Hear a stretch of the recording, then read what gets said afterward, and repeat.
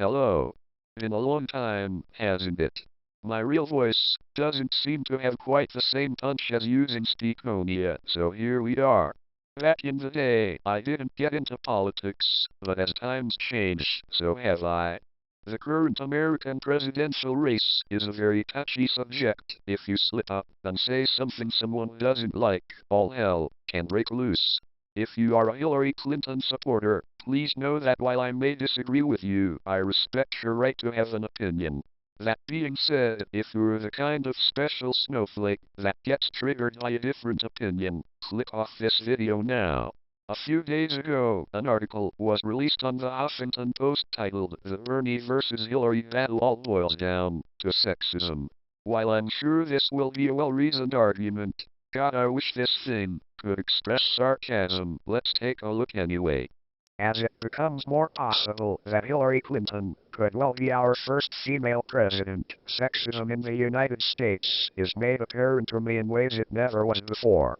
The majority of the men in my life as friends and family are straight, socially liberal, white males, and all say they are at least pro-women's equality if they are not willing/able to identify themselves as feminists.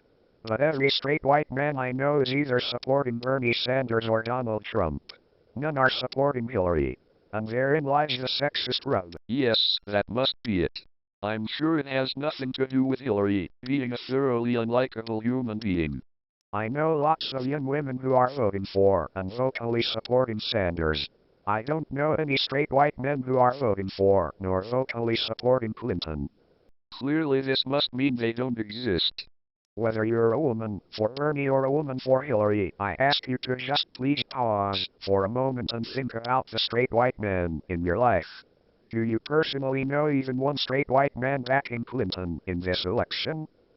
Well, I'm not a woman, but yes, I do know straight white men who support Hillary. What do I win? In February of this year, feminist luminaries Gloria Steinem and Madeleine Albright were publicly shamed for asserting that young female Sanders supporters are siding with Bernie because the boys they know have sided with Bernie. Steinem and Albright were calling attention to our country's cultural history of men's opinions, you know, the ones that shape almost all our news, entertainment, and politics, influencing women's opinions, especially when women are young and have not yet woken up to all the ways men affect their lives much more than they themselves or any other woman does. However, they retracted their statements when, in a twist no one saw coming, people actually had the nerve to call Gloria Steinem and Madeleine Albright's comments sexist. 3 months later, it's time to reassess exactly where sexism lies in this election. Clearly on your side. You see, we have this crazy idea that women can think for themselves and don't need to be, quote, woken up to anything but their own thoughts and opinions. As the New York Times reported in March, white men have been the only demographic to consistently resist voting for Hillary during the primaries, suggesting that difficulty securing the white male vote comes from a place of sexism. The Times noted this particular issue for Hillary is a sharp turnabout from 2008, when she won double-digit victories among white male voters when she was running against a black opponent. I question those stats. Last I checked, youth and independents were demographics, and they have been overwhelmingly on Bernie's side. 8 years ago, white males were more okay with the idea of a white woman as president than a black man, but in 2016 they still prefer both white male contenders Bernie Sanders and Donald Trump to a potential female president. The Washington Post verified these statistics last week, stating one of the groups that votes against Hillary Clinton most consistently is white men. In 20 of 23 contests for which we have exit poll data, white men have preferred Sanders to Clinton. In Vermont, Sanders saw one of his most dominant demographic performances. White men in the state favored him by 83 percentage points over Clinton. We can look at it another way. In 2016, white men are the only gender-race combination to overwhelmingly favor Sanders over Clinton.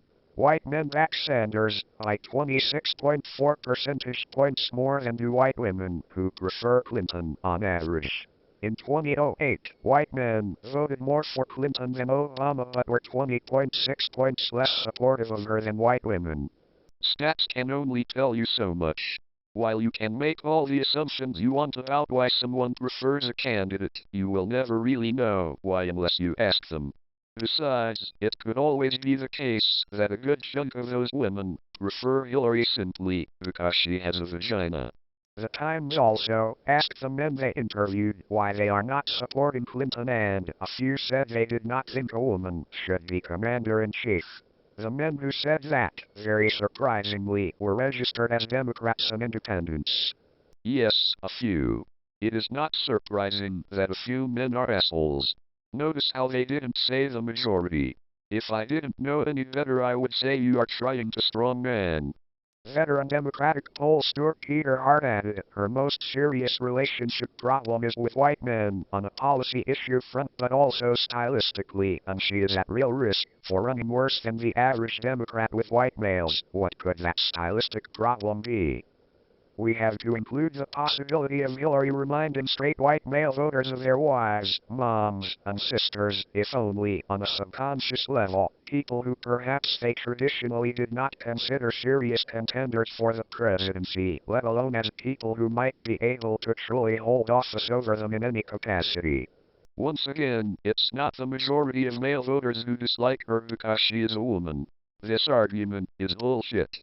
Before you say this is bullshit, please consider that these anti-Hillary, because she's a woman, conscious and subconscious feelings are not only coming from straight white male Democrats and independents, they are also coming from straight white male Republicans.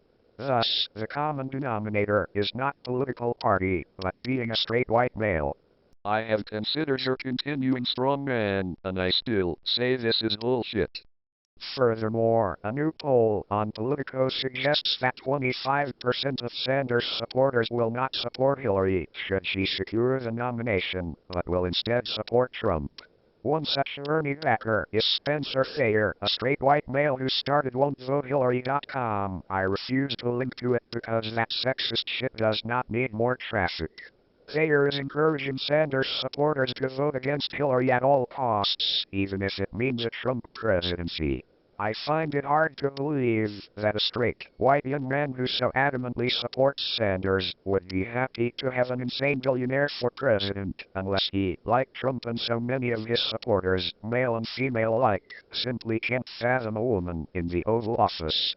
P.S. Thayer is a self-described activist and artist who very well could have just made the website for personal PR purposes. Have you ever even considered for 1 second that maybe they don't like Hillary because they just don't like Hillary? Why does it have to be sexist to despise an opponent so fiercely that you are willing to vote for another party? What about the Republicans who say they would rather vote for Hillary over Trump? Does that make them sexist against men? Sanders and Trump supporters have continuously fallen back on the same two talking points when it comes to knocking Clinton, taking money from super PACs, and using her family's email server over the State Department server while Secretary of State. While Bernie himself has said he's sick of talking about the emails, both Bernie and his supporters will not let the super PACs go. It is an argument that inherently brings up the question of sexism when democratically beloved President Obama has also swung to the side of super PACs but has not been criticized for it. Yes, he has. Obama has fallen out of favor with many on the left, including myself, for many reasons including the super PAC issue. And as for the Hillary issues, reports have come out that state that what she did with her servers was illegal. That is not in question. However, what is unclear is if and when the FBI will indict her. If they do, and it's after she is the nominee, you can say hello to President Trump. The emails may not have been an issue at first, but they are now. This has nothing to do with sexism.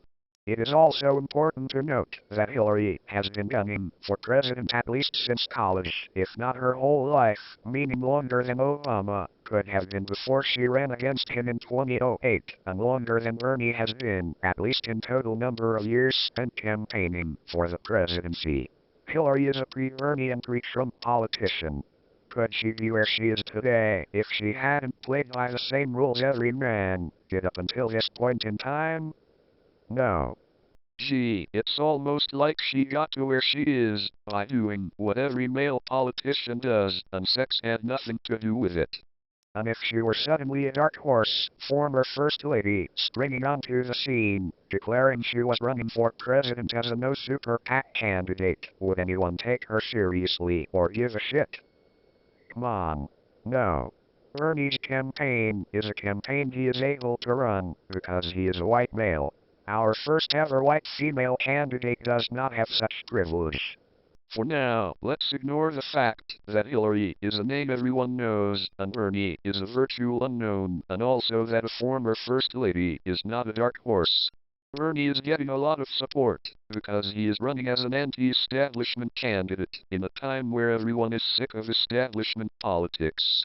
It's the same reason why Trump is getting so much support on the right. Except Trump has a well-known name and lots of free media coverage, so he won quite easily, and Bernie looks like he will lose to Hillary. Oh, that's right. I almost forgot. Hillary is winning. And I'm sure that all the positive Hillary and negative Bernie news coverage, not to mention the support of the Democratic establishment, had nothing to do with that. But by all means, tell me again how unprivileged she is. The hardest thing about laying out these points in one place is not the thought of sharing them with the Trump and Bernie supporting men in my life who I actually think will listen to and consider each point fairly. It's knowing that each point will be brutally and aggressively attacked by young female Bernie supporters. Just ask Lena Dunham when it comes to sexism in this election, which has been created by both men and women. The people who have wanted to see it least have been women. First of all, I didn't ask Lena Dunham a goddamn thing. Second, I love how the thoughts of male Bernie supporters don't even cross your mind. It's almost as if you're discriminating against us based on our gender. There is a word for that, but for the life of me I just can't think what it is.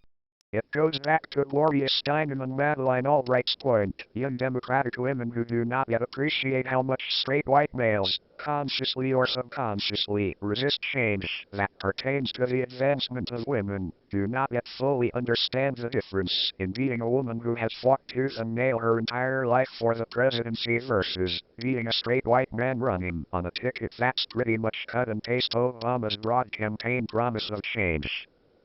Answer me this. What about a Hillary Clinton presidency would be an advancement for women? What would she do that Bernie would not? Did Obama simply being president do anything for the advancement of black people? No. The race and gender of a president do not determine anything. Their policy does. And Hillary's policies seem to lean right. Bernie's lean left. This is why many women on the left support him over Hillary. It seems to me that you need to learn the difference between voting based on something insignificant, like gender, and voting based on who best represents the policies and values that you hold. They do not yet understand that the information that they're being given for Bernie and or against Hillary is coming from bros of all ages like Spencer Thayer, who mostly just wants page clicks to pay for his DJing equipment. Fetch. They don't yet know that the disrespect and hate they feel for Hillary is disrespect and hate that will soon be coming their way if real feminist change doesn't move through the United States post-haste. What you don't yet understand is that third-wave feminism is a backwards ideology that degrades the name of a once great movement. First-wave feminism accomplished what it set out to do. And before you bitch about the wage gap, let me remind you that it is a myth that has been debunked many times over, including by women who are much smarter than me. Third-wave feminism is about whiny spoiled brats like yourself who want to blame someone other than themselves for their own shortcomings in life. As if taking down the male boogeyman is all that stands between them and success. And that silencing those who disagree with their beliefs dogma will somehow empower them. And they definitely don't get that a straight white man fighting for the rights of women will never, ever mean as much as a woman earning the opportunity to fight for the rights of women, the opportunity to lead both men and women, and the opportunity to run the country. Look, I would love to vote a woman into the White House. Unfortunately, Elizabeth Warren isn't running. Hillary Clinton is. The person is much more important than the gender. Before you disagree with that statement, ask yourself if you would be saying the same thing about Sarah Palin. I doubt it. If you want to vote for Hillary because she's a woman, go right ahead. It's a free country, and that is your right. But don't pretend to speak on behalf of anyone but yourself. People have free will, and they make decisions based on any number of factors. Just because you vote based on gender, that does not mean that everyone else does as well. We make up our own minds about what is important to us. For me, it is policy. Sure, some men are not voting for her because they are sexist, and some women are voting for Bernie because a guy they know or like is. That is something we are just going to have to accept, because you can't force people to change their minds. You can only make the best case you can, and hope some people can step out of their safe space long enough to listen.